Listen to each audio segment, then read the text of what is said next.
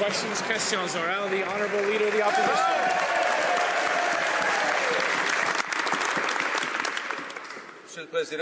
Mr. Speaker, over the past few days, I've had the opportunity to meet with several Native leaders who are greatly concerned by Conservative cuts in First Nations police services. The Prime Minister is trampling on treaty rights. He has decreased the Canadian responsibility towards First Nations. These communities must be able to count on quality police services. Will the Prime Minister respect Canada's obligations, the Crown's obligations towards First Nations, or will he continue to cut First Nations police services? The Right Honourable the Prime Minister. That statement is completely false. We did not cut any services. On the contrary, Mr. Speaker, as we have already indicated, we will announce shortly our position with regard to those services and the funding of those services. The Honourable Leader of the Opposition. Independent judiciary is fundamental to the rule of law. The Minister of Finance has been caught illegally lobbying an independent tribunal. The Prime Minister says it's just an administrative error, a letterhead malfunction. But the Finance Minister wasn't using his title and signature on behalf of a constituent from Oshawa. He was lobbying in his role as Minister on behalf of a Conservative donor from North York. Can the Prime Minister explain how an administrative error leads a senior cabinet member to lobby illegally on behalf of a Conservative Party donor? The Right Honourable Prime Minister. Speaker, of course, I've already answered this question, and I think the circumstances speak for themselves. As I will say once again, that the Minister of Finance has been doing a tremendous job for Canadians and is widely viewed around the world as the best finance minister.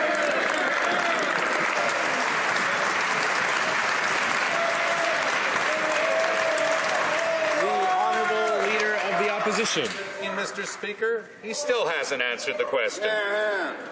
16 Conservative senators, Mr. Speaker, 16 Conservative senators are still refusing to provide evidence that they actually live in the provinces they're supposed to represent.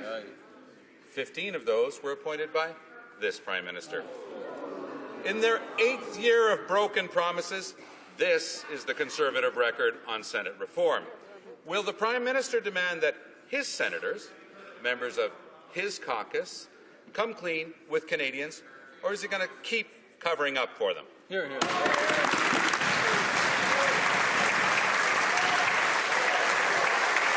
The Right Honourable Prime Minister. Speaker, all senators conform to the residency requirement. That's the basis on which they are appointed to the Senate, and those requirements have been clear for 150 years. We recognize, Mr. Speaker, there have to be reforms to the Senate, including limiting senators' mandates and encouraging an elected Senate. Unfortunately, it's the NDP that consistently opposes reforming the Senate and opposes an elected Senate so that it hopes in the future to appoint its own senators. I would encourage the NDP to join with us and allow the bill to pass so that we can have an elected Senate. The Honourable Member for Hull. Where is the Reform Senate bill? We're still waiting for it. It's been a year now. Mr. Speaker, documents from the Human Resources Department prove that the minister misled the House. But that's not the end of the quota story. New revelations indicate that EI inspectors are evaluated on a weekly basis and that they are warmly congratulated if they cut $2,500 at a time. It even appears they get performance bonuses. The way this department is run is disgusting. Will the minister immediately stop her reform?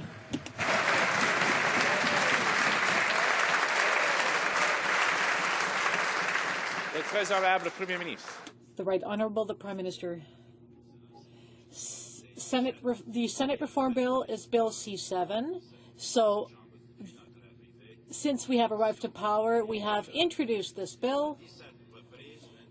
17 times the NDP has blocked the bill, so I would encourage unanimous consent of the Chamber to adopt the bill today.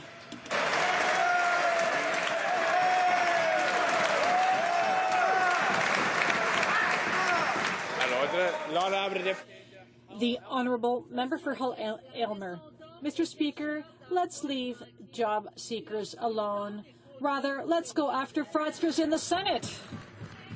Everybody knows that quotas and objectives are the same thing. Everybody knows that regional economies are in a vulnerable situation because of the botched reform.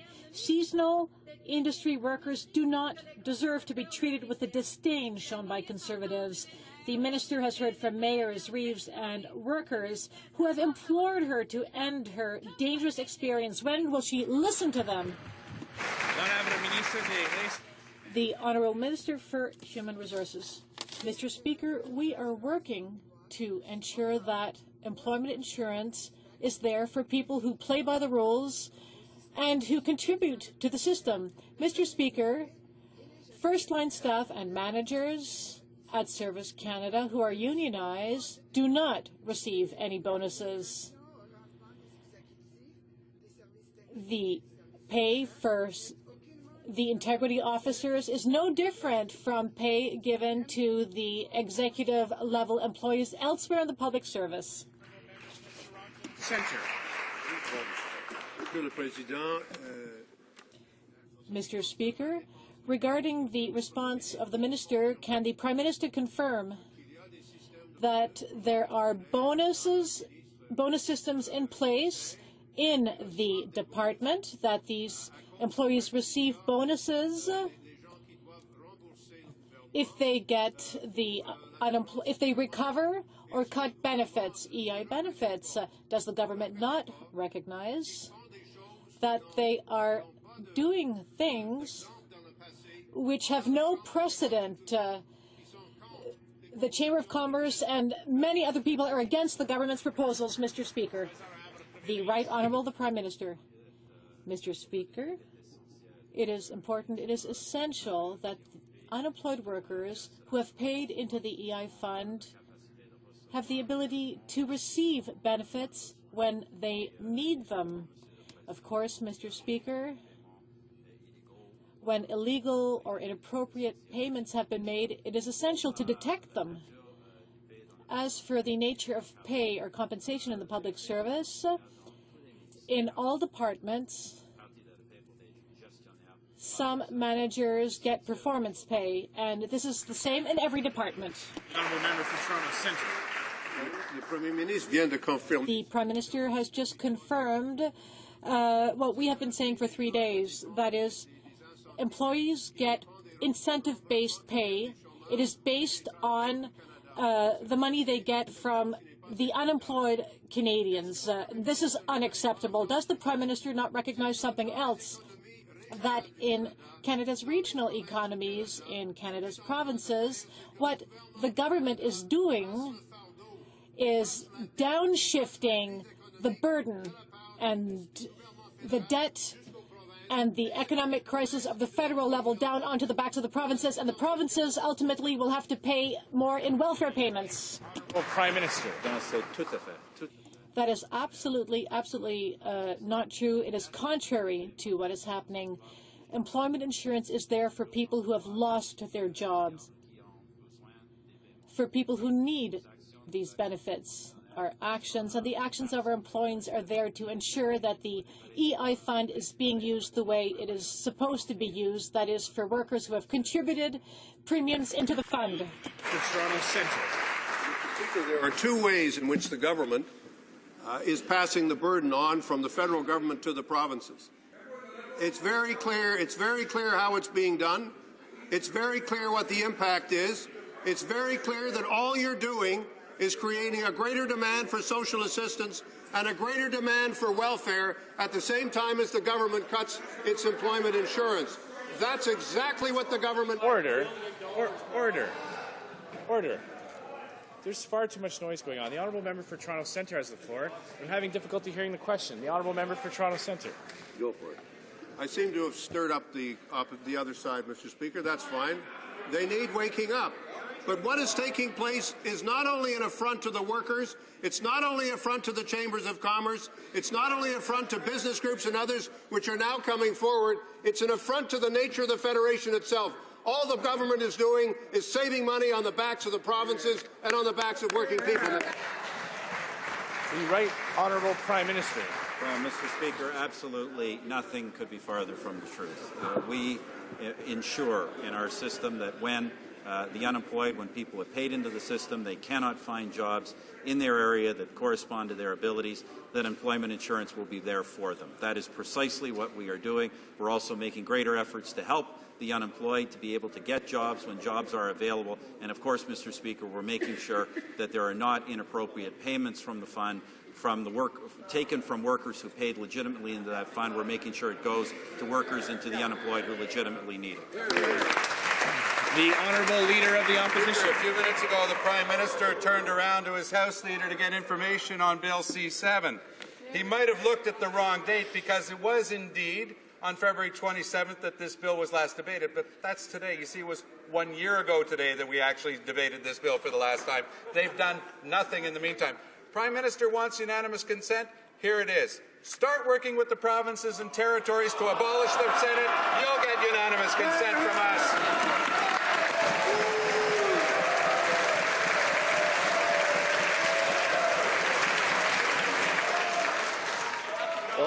Order. Order. The Right Honourable Prime Minister. Of course, Mr. Speaker, here's the dodge from the Leader of the NDP. He doesn't want to have an elected Senate, so he tries to turn it over, say, get the provinces to do it so he can hide behind the various premiers, Mr. Speaker, knowing that that isn't going to happen. The reality is this, Mr. Speaker, we know that what he really wants, the reason the NDP has 17 times in this House blocked this piece of legislation is because they don't want elected senators, because they want to appoint their own. But guess what, Mr. Speaker? The people of Canada are never going to give them that chance.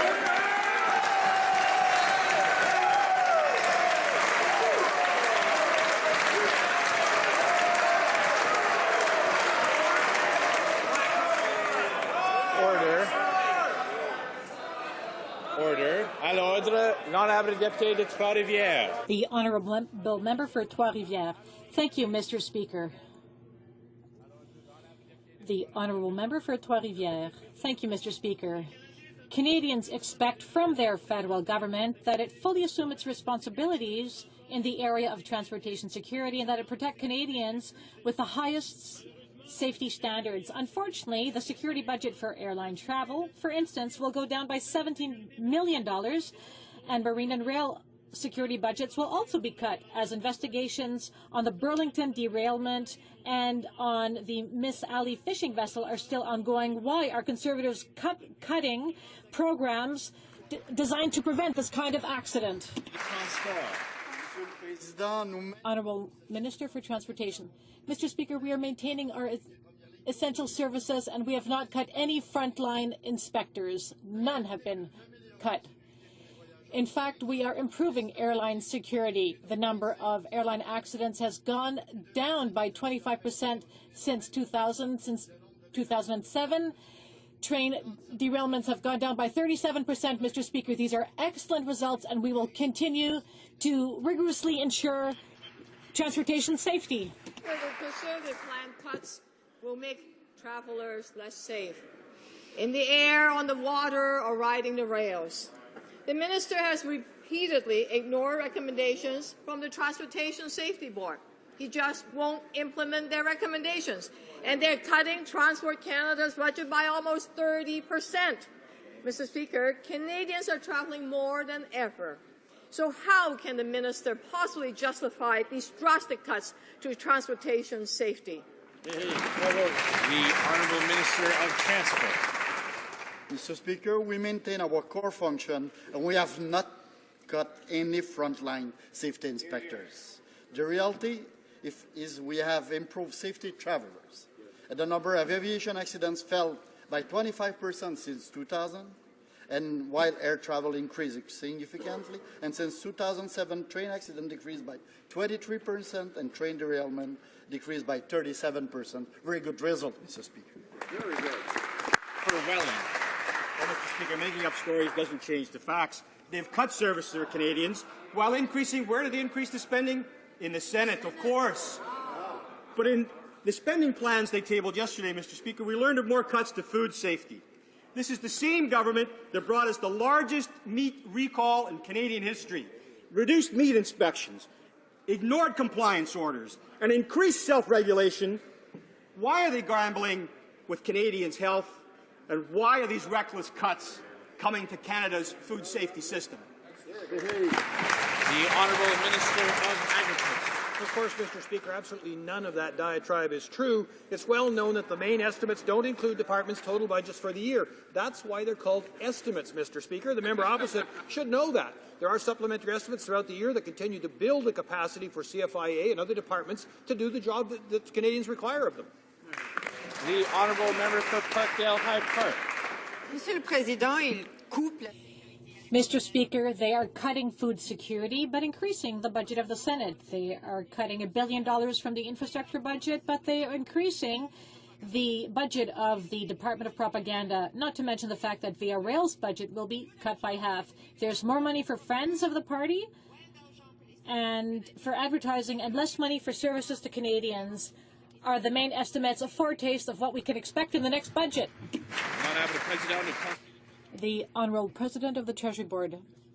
Has already indicated, and as the honourable members should know and do know, the estimates are not the budget. The estimates are a baseline that is used for planning purposes.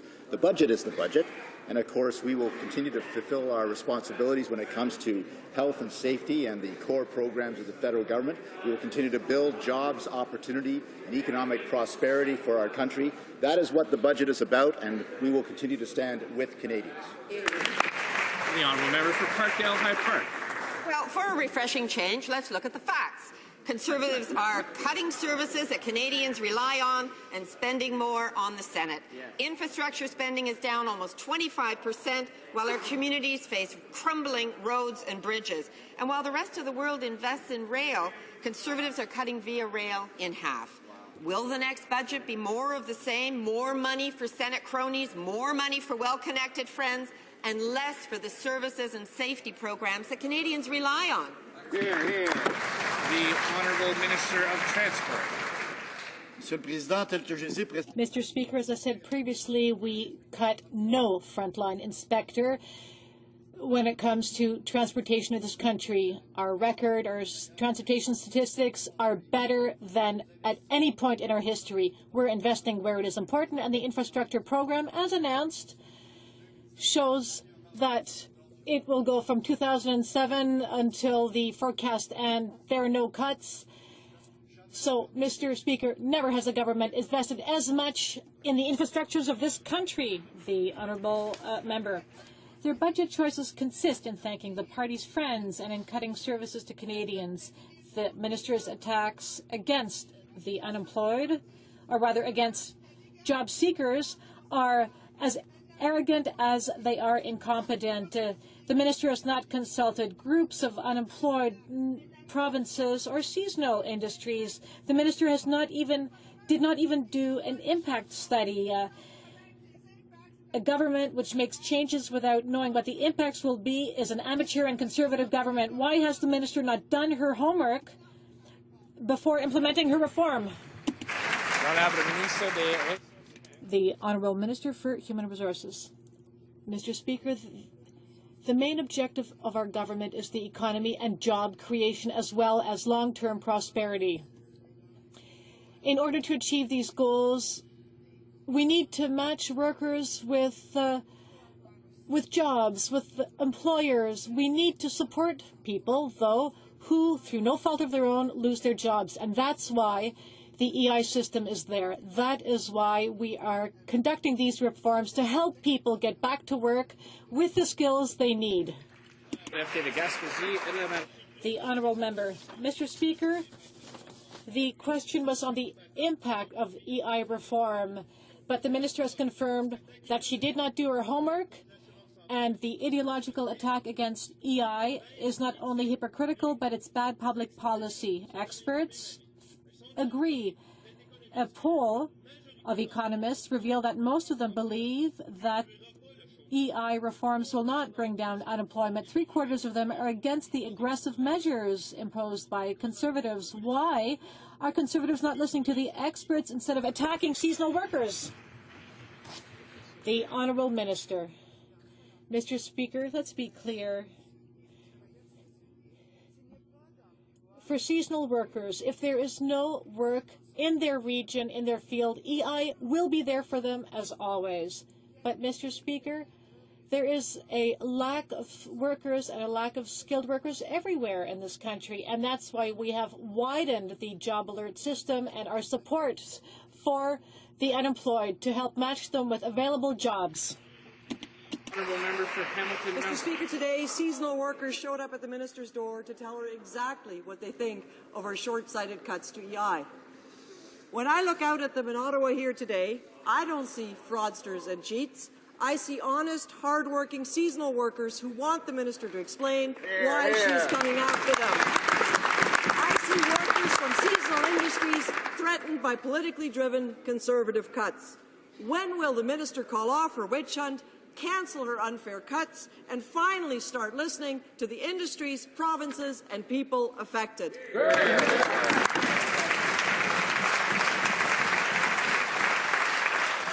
The Honourable Minister of Human Resources. Mr. Speaker, we do know that Canadians want to work, and that's why we've expanded the EI system to help them find the jobs that are available within their skill sets in their geographic area.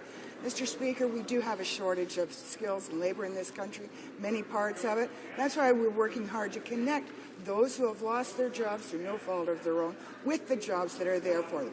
If jobs are not available in their local area, then employment insurance will be there for those people and their families, as it always has been. Honourable member for York West. Mr. Speaker, we all know the Prime Minister's view that seniors should work longer and harder to qualify for their old age pension. But seniors want to know why they're being forced to take on more debt because the government is unwilling to help them. Conservatives waste millions of dollars to advertise its so-called economic action plan, but offers only cuts for working-class families and seniors. Why does the Conservative vision for prosperity and success exclude Canada's seniors? The Honourable Minister of State for Seniors. When it comes to seniors' poverty, our government has a record we can be proud of. Canada has one of the lowest seniors' poverty rates in the world, thanks in part to our actions, which include removing hundreds of thousands of seniors from the tax rolls completely, making significant investment in affordable housing for low-income seniors, and introducing the largest GIS increase in a quarter century. Mr. Speaker, Canadians know that they can count on our government to deliver for seniors. The Honourable Member for Charlottetown. Mr. Speaker, yesterday the Treasury Board Minister, a man deeply committed to wasting taxpayers' money, advocated spending tens of millions of dollars on advertising in order to tell Canadians what a great job they're doing unraveling Canada's social safety net. Meanwhile, his friend, the Minister of Veterans Affairs, is cutting funding for veterans' funerals as the propaganda budget grows. Why do Conservatives choose propaganda over the dignity of a veteran's funeral? The Honourable Minister of Veterans Affairs. Well, Mr. Speaker, contrary to the Liberal who have cut the programs and benefits to veterans, let me assure you that we are bringing investment to our veterans at record level. And regarding precisely the funeral and burial program, don't take my word for it, but listen to this. These measures were adopted to ensure that the delivery of the funeral and burial program for our veterans remains at its present level of quality. Who said that? The last postponed 10 months ago. Thank you. The Honourable Member for Kings Hants. Speaker, the Martin government spent $45 million a year on advertising, which is half what the current Conservative... Order. The Honourable Member for Kings Hants has the floor, and I'd like to hear the question. The Honourable Member for Kings Hants. Mr. Speaker, the Martin government spent less than half what this Conservative government is spending on advertising every year. I know that because I was Minister responsible, and the Conservatives should know that because it's in their own government advertising report. So why is the Treasury Board Minister repeating, as he did yesterday, misinformation in this House? Is it because he doesn't know his files, or is he trying to mislead Canadians?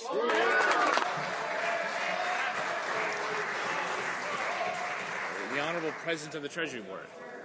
Well, Mr. Speaker, I know it was a long time in the distant past when he was in government, Mr. Speaker, but the facts do speak for themselves. $111 million in their last year. We're spending tens of millions of dollars less than that. In fact, I remember when that particular Fox, King Hans, was in charge of the hen house, they were spending those tens of millions of dollars more on advertising. He was up in this house saying, wait for Gomery. When we questioned their advertising budget, he said, wait for Gomery. We waited, and we still want to know, where's the $40 million?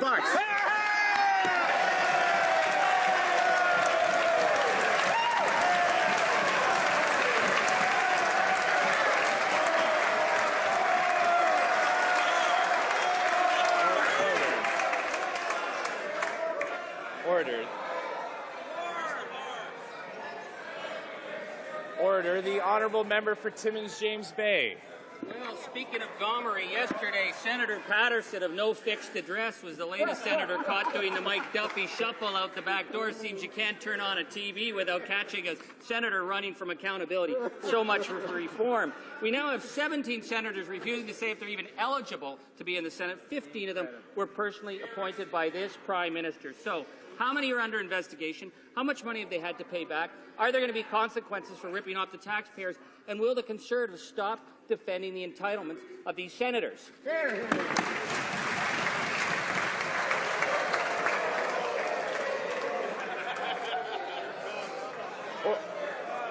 Order. Order. The Honourable Parliamentary Secretary to the Minister of Transport. Mr. Speaker, because that question has already been answered, let me take occasion to celebrate some non-fiction Canadian literature that's just out. I'm reading a page-turner filled with political intrigue, backroom dirty deals, and blatant hypocrisy, and the starring character is the member for Timmins. The title is the Independent Electoral Boundary Commission for Ontario, and it says of him, this was the first hint of what the Commission considers to be inappropriate involvement by the Member of Parliament in the electoral redistribution process. Why don't they explain that?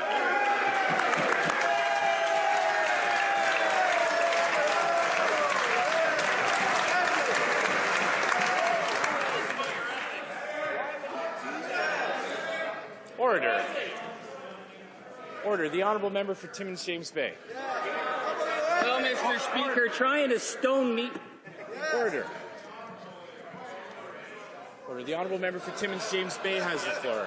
We need a little bit of order. The Honourable Member for Timmins James Bay. Well, Mr. Speaker, trying to stone me to death with popcorn doesn't change the fact that it's their senators who are under investigation and the Canadians are fed up. So, speaking of Conservative patronage run amok, an arrest warrant has now been issued for Arthur Porter, charged with fraud, conspiracy to commit fraud, fraud against government, breach of trust, money laundering. Mr. Porter was personally chosen by this Prime Minister to be the chair of the Security Intelligence Review Committee. So, what's with that? When will the government come clean about their relationship with Mr. Porter? The Honourable Parliamentary Secretary. By lecturing on ethics, that member is making great progress in his effort to make the world a safer place for hypocrisy. I read right here from this report that says of him, this was the first hint of what the Commission considers to be inappropriate involvement by a Member of Parliament in the electoral redistribution process. Mr. Speaker, it's clear that Charlie's no angel.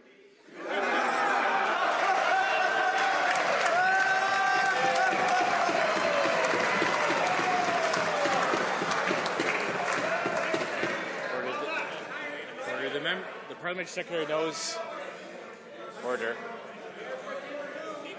Order. The Parliamentary Secretary knows he can't use proper names, but we refer to each other by their riding or title. I think we also need to stay away from some of the connotations that he may have been implying. The Honourable Member for La Pointe de Lille. Another partisan appointment. Another friend of the Conservative Party. Another friend of the Prime Minister who's in hot water, but for whom the Conservatives refuse to accept responsibility over these antics. Like Brazeau, Wall and Duffy and in the Senate, Porter was the Conservatives' man at CSIS. The Conservative Party benefited from generous contributions from Porter, and they paid him back. But today, he's facing a host of charges for his involvement in one of the biggest scandals, corruption scandals in Canadian history. When will the Conservatives admit that they showed a lack of judgment when they appointed Porter to CSIS. The Honourable Minister. Porter submitted his resignation. It was accepted almost 2 years ago. But the leaders of the NDP and the Liberal Party were consulted prior to his appointment, and they consented to the appointment. The allegations that Mr. Porter is facing do not have anything to do with his former responsibilities. The Honourable Member for La Pointe-Ville. Well, it's always easy for them to accuse people looking for a job to be fraudsters, but it's really complicated for them to admit that the fraudsters are in their own party. Oh, and that reminds me, I wanted to get back to the Senate. Despite the revelations that are coming out with respect to the residency scandal, the travel costs, etc., the Conservatives are continuing to defend their senators tooth and nail. 15 of them, appointed by this Prime Minister and paid out of public funds to raise partisan funds, are refusing to say where they live. How much money did Pamela Wallin reimburse? When did the Prime Minister learn about it? And what are the consequences? The Honourable Government House Leader. Mr. Speaker, our government has introduced a concrete proposal to allow Canadians to make the Senate truly accountable by choosing who represents them in the Senate. And what has happened when we've had that bill debated in the House? Blocked 17 times by NDP members of Parliament, including, for example, the member for Beauharnois-Salaberry. And what did this NDP member say about the concept of Canadians actually having a say on who should represent them? That member said, the bill the Conservative government has introduced is a travesty of democratic reform and an affront to Canadians' intelligence. An affront to Canadians' intelligence. They get to choose who represents them. That's what the NDP gives a standing ovation for.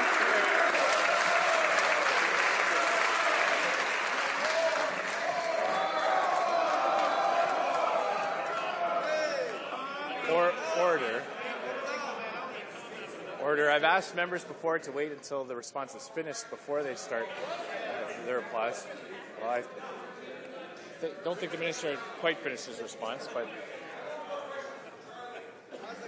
we're going to have to look at getting rid of coffee at caucus meetings because today's not going as smoothly as other days. The honourable member for Wild Rose. Under the leadership of our Conservative government, Canada has become a leader in a troubled global economy. Hear, hear. We have the lowest debt burden and the strongest job creation record in the G7, with over 900,000 net new jobs since July of 2009. Impressive. Not only that, but the IMF and the OECD forecast Canada to be among the fastest growing G7 economies in the years ahead. Outstanding. Mr. Speaker, Canada is a model for the world. Can the Parliamentary Secretary share with this House the latest example of the recognition our economic leadership has received abroad? Hear, hear. The Honourable Parliamentary Secretary, the Minister of Finance. Thank you, Mr. Speaker. I want to thank the member from Wild Rose for the question. And Canada is indeed being recognized around the world. Here's what the CEO of Cisco Systems, a leading global enterprise, had to say about the economic leadership of our Conservative government, and I quote, "The easiest place in the world to do business is Canada. Their Prime Minister gets it. They make it easy for me to invest and do acquisitions there. They have a great education program, and they have a great immigration policy." End quote. But, Mr. Speaker, while our plan attracts investment and creates jobs for Canadians, the NDP will harm that with the $21 billion.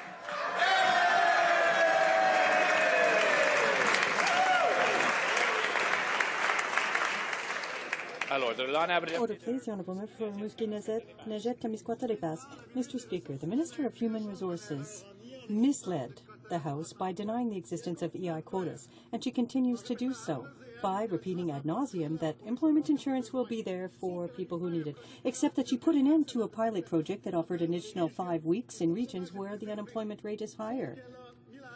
She's also chopped another pilot project, which is forcing workers to work longer hours to be eligible for a shorter benefit period. So many workers, in fact, who are in seasonal jobs will lose between 1 and 3 months of benefits without employment income. Employment insurance won't be there for them. So will she apologize to the people who are victims of these changes? The Honourable Minister. Mr. Speaker, we have said on several occasions that when we announced the additional 5-week pilot project, that it was a temporary project. to go through the recession, the global recession. Times have changed, Mr. Speaker, and the system and the pilot project ended as planned. Mr. Speaker, we made changes to help unemployed people, to help them find jobs in their regions and in their area. The Honourable Member for Montmorency-Charlevoix-Haute-Côte-Nord. That's ridiculous. For months and months now, workers, employers, and representatives of my region have been trying to meet with the minister and get her to listen to reason.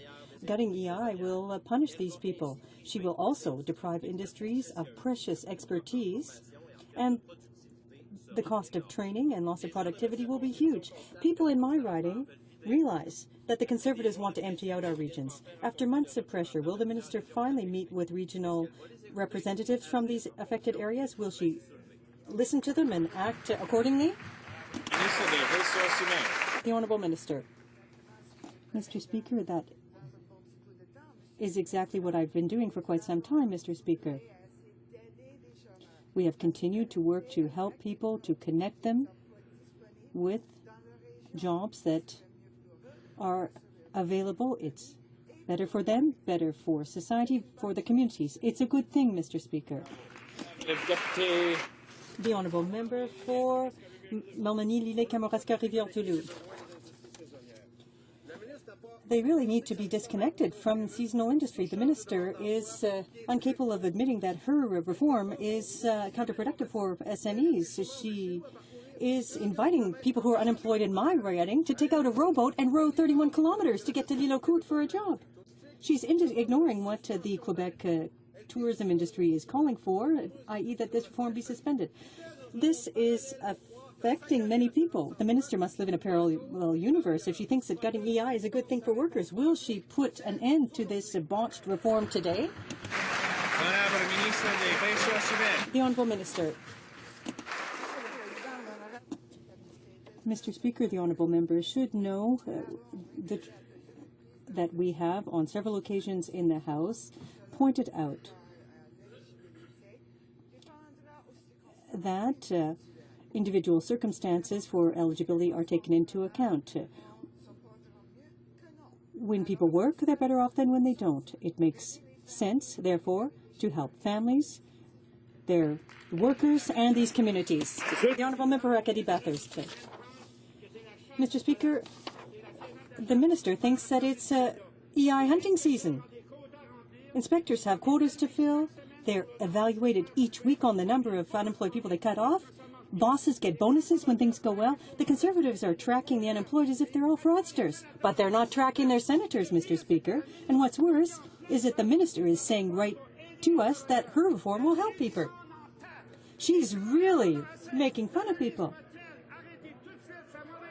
People have had enough. Will she immediately put an end to this bad reform? She doesn't care about people at all.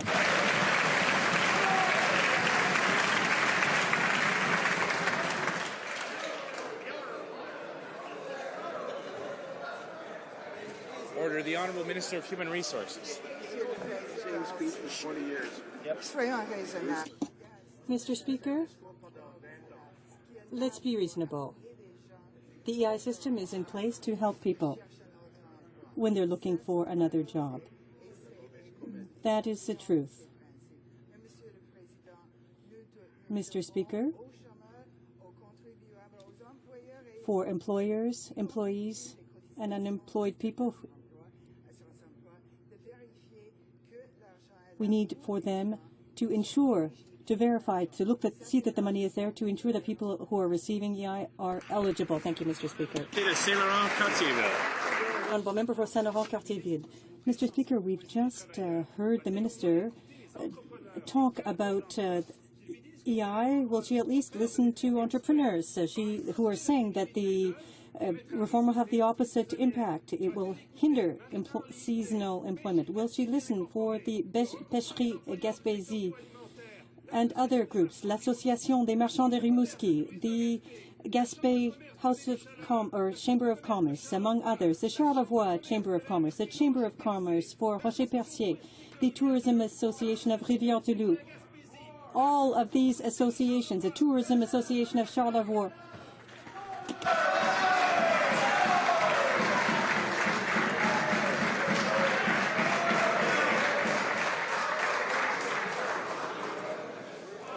L'Honorable Ministre des Ressources. The Honourable Minister of Human Resources. Mr. Speaker,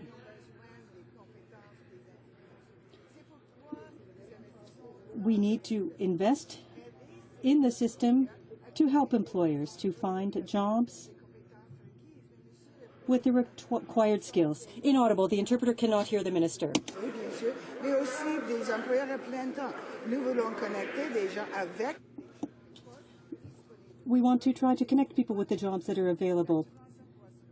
And if those positions aren't available, EI will be available. Cancel.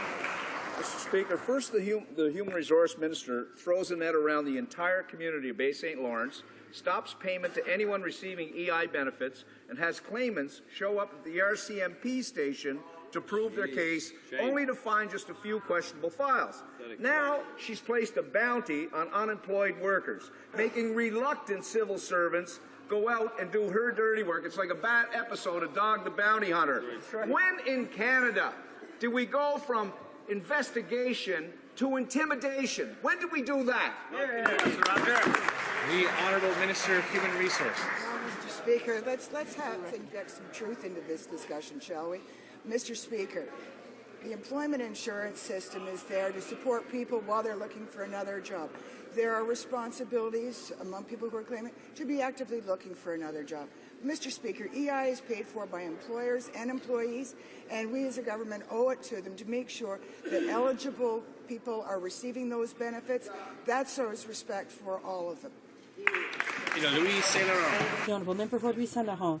Mr. Speaker, the bill on bilingualism for officers of Parliament will be put to a vote tonight, but it's unfortunate that the Conservatives have forgotten all about the importance of this, and the NDP had to come back with a bill on it. But they're not the only ones who, in fact, showed a moment of weakness. Kenneth Dye, who was appointed by Trudeau, didn't speak a word of French, but now they've realized that appointing unilingual people is a mistake. Can the Conservatives ensure us that they will not delay the progress of C-419 in committee? The Honourable Minister. Mr. Speaker, we will always seek people who are qualified for these positions, for the qualifications where they're required to be bilingual.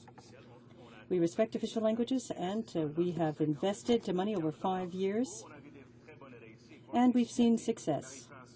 Marie-France Kenny says we need to salute the efforts undertaken by the government and the Minister of Canadian Heritage to achieve that result for official languages.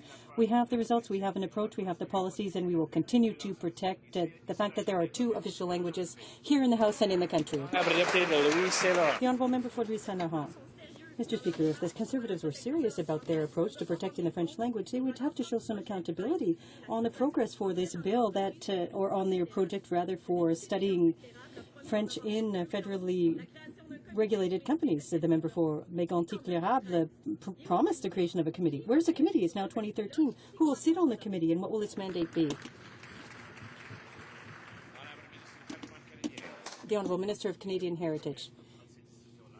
The committee can make its own decision. I'm sure that the minister will do what is necessary to protect official languages. That our government, our approach to respecting both of Canada's official languages is something for which we're very proud because of the results that we've seen. And in fact, here's what Marie-France Kenny, who's the president of the Fédération Canadienne des Francophones et des Acadiens, she said, quote, "We salute this government's commitment and thank you for defending the interests of Francophone and Acadian Canadians." She's a spokesperson who has come out time and again recognizing our government's efforts to protect the French fact in all parts of this country, including here in the House of Commons. The member for Vancouver South. Mr. Speaker, Canada's aerospace and space sectors are major contributors to our economy, providing good quality, well-paying jobs to Canadians. Our government has a proven record of support, and in a report commissioned by our government, Mr. Emerson noted that the Canadian space industry is well positioned to take advantage of emerging opportunities, to succeed commercially, and to contribute to the public good. Canadians from coast to coast to coast are proud of these iconic national industries. Can the Minister of State for Science and Technology update the House on the latest developments in the space sector? The Honourable Minister of State. Well, thank you.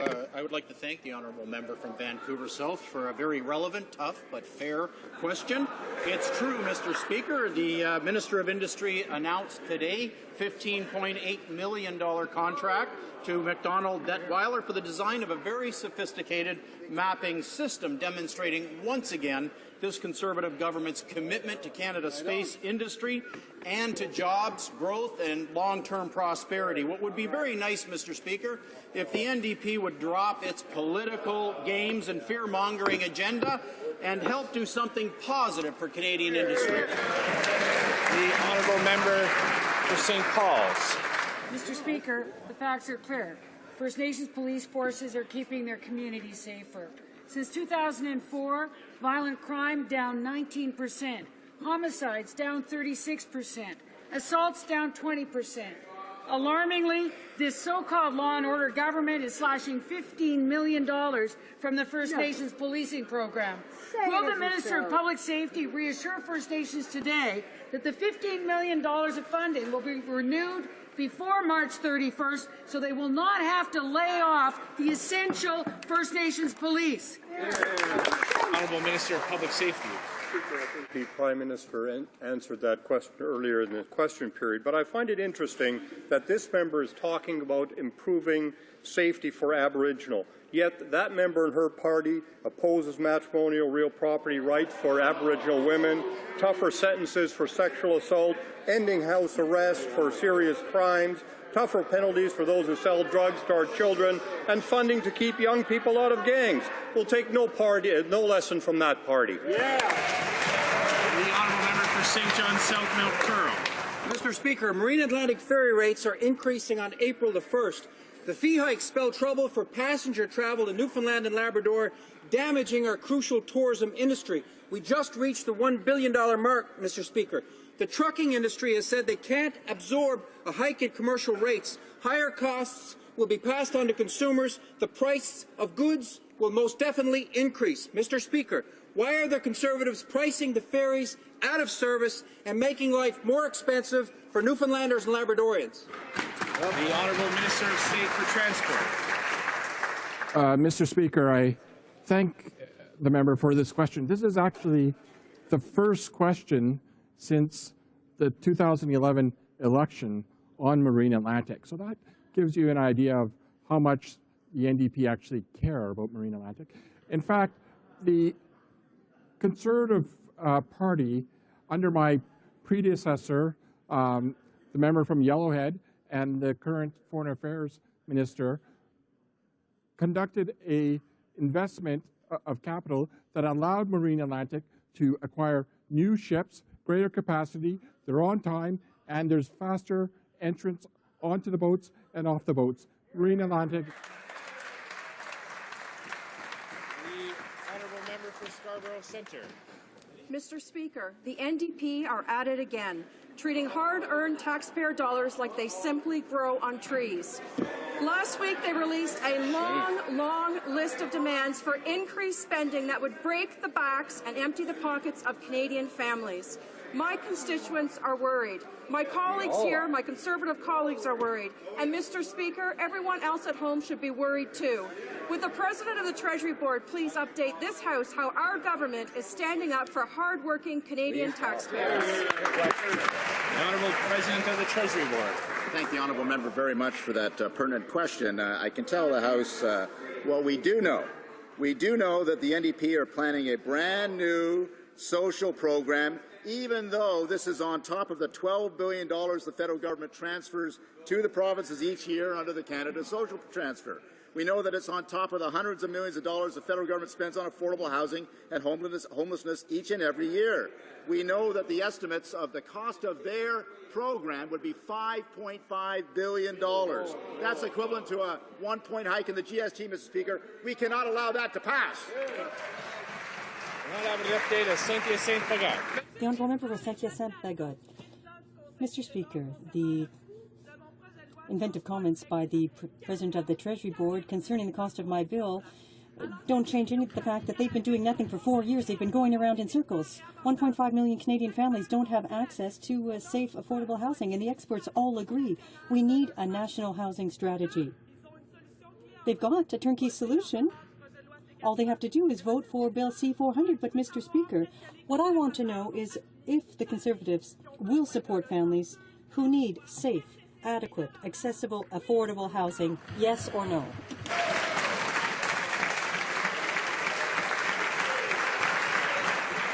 The Honourable President of the Treasury Board. Speaker, as I indicated, this is on top of the social transfer. This is on top of the hundreds of millions of dollars we spend every year on these affordable housing and homelessness programs, Mr. Speaker. Could it be the NDP is desperately trying to find ways to spend the money from their $21 billion carbon tax?